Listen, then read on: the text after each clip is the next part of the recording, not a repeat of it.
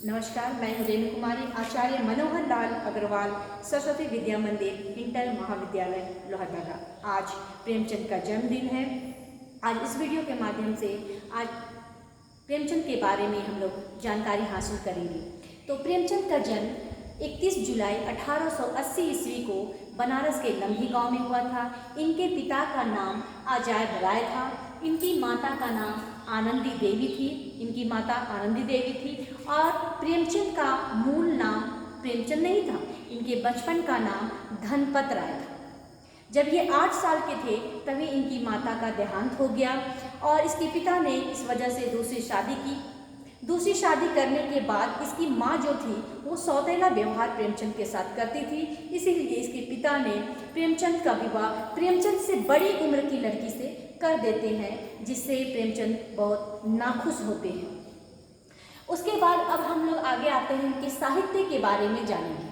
इन्होंने 1918 से 1936 के बीच लेखन कार्य बहुत जोर शोर से इनका लेखन कार्य बहुत रफ्तार पकड़ता है और बहुत सारे कहानियाँ, उपन्यास, निबंध इन्होंने इस समय में लिखे हैं। तो सबसे पहले हम लोग जानेंगे कि प्रेमचंद किस काल के लेखक थे। तो प्रेमचंद आधुनिक काल के लेखक थे। इन्होंने आधुनिक काल में लेखन कार्य शुरू किया। इन्होंने सबसे पहले नवाब राय से, इनका बचपन का नाम था धनपत राय, ठीक है, लेकिन नवाब राय के नाम से इन्होंने उर्दू में लिखना शुरू करता है।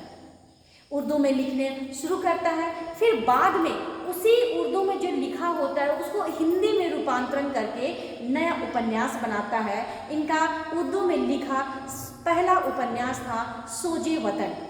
उसको बाद में हिंदी में रूपांतरण करके सेवा सदन नाम देता है और इस सेवा सदन में उन्होंने अंग्रेजों के खिलाफ खूब जमकर इन्होंने साहित्य में उन अंग्रेजों के खिलाफ बहुत सारी गतिविधियों को अपने साहित्य में जगह दी है। सेवा सदन उपन्यास में जगह दी है, उसमें उन्होंने बखूबी वर्णन किया है। इनका बहुत सारा उपन्यास है, सेवा सदन है, कर्मभूमि है, रंगभूमि है। इसके अलावा गोदान है, बहुत चर्चित उपन्यास है इनका गोदान, जिसमें कृषक समाज के कृषक जो लोग हैं उन पर जमींदार लोग किस तरह से शोषण करते हैं उनका बखूबी वर्णन किया गया है। और गोदान जो है इनका अंतिम उपन्यास है, ठीक है। और इनके इसके बाद भी एक उपन्यास इन्होंने लिख रहा था, वो था मंगलसूत्र, जिसको उन्होंने अधूरा छोड़ दिया क्योंकि इसकी मृत्यु हो गई थी। उसके बाद कहानी है पूस की रात, दो बैलों की कथा, सूरदास की झोपड़ी, बहुत सारे इन्होंने लिखा है कहानी। लगभग कहानी लिखा है 300 कहानियाँ इन्होंने लगभग लिखी है और उपन्यास की संख्या है 18। उसके बाद 1918 से 1936, मैंने पहले भी बताया था कि 1918 से 1936 के बीच में इन्होंने जो लेखन कार्य किया, इसमें बहुत चर्चित उपन्यास, कहानियाँ, बहुत सारी कहानियाँ और उपन्यास लिखे। इसलिए इस समय को ही इनके नाम से जाना जाता है। तो 1918 से 1936 के बीच के समय को प्रेमचंद युग के नाम से जाना जाता है और इनके बहुत सारे साहित्य जो था वो लोगों को बहुत अच्छी शिक्षा देता था। अंग्रेजों के खिलाफ उन्होंने अपने उपन्यास में लिखा है, कृषक समाज के बारे में लिखा है, अनमेल विवाह, छुआछूत, जाति प्रथा, इन सब के बारे में अपने उपन्यास और कहानियों में वर्णन किया है। इसलिए इनको उपन्यास का सम्राट भी कहा जाता है। इनको एकमात्र एक ऐसे उपन्यासकार हैं जिनको उपन्यास का सम्राट नाम से मिला है, इनको उस नाम की उपाधि प्राप्त है, ठीक है। इनके साहित्य लेखन में बहुत सारे चीज़ों का वर्णन आपको मिलेगा।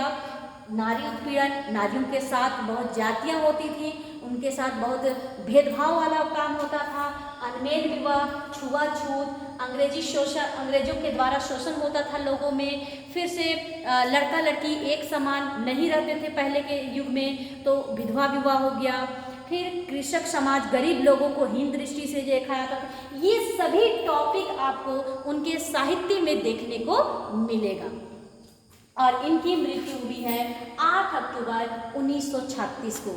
ऐसे महान सम्राट, उपन्यासकार, ये एक युग का अंत हो गया था। इनकी मृत्यु से ऐसा लगा था जैसे कि एक युग का ही अंत हो गया हो। तो इनकी मृत्यु 8 अक्टूबर 1936 ईस्वी को, लंबे समय से ये बीमार चल रहे थे और बहुत ज़्यादा उम्र नहीं हुआ हुआ था, लेकिन बीमार रहने की वजह से इनकी मृत्यु हो गई थी। आज के लिए बस इतना ही। नमस्कार।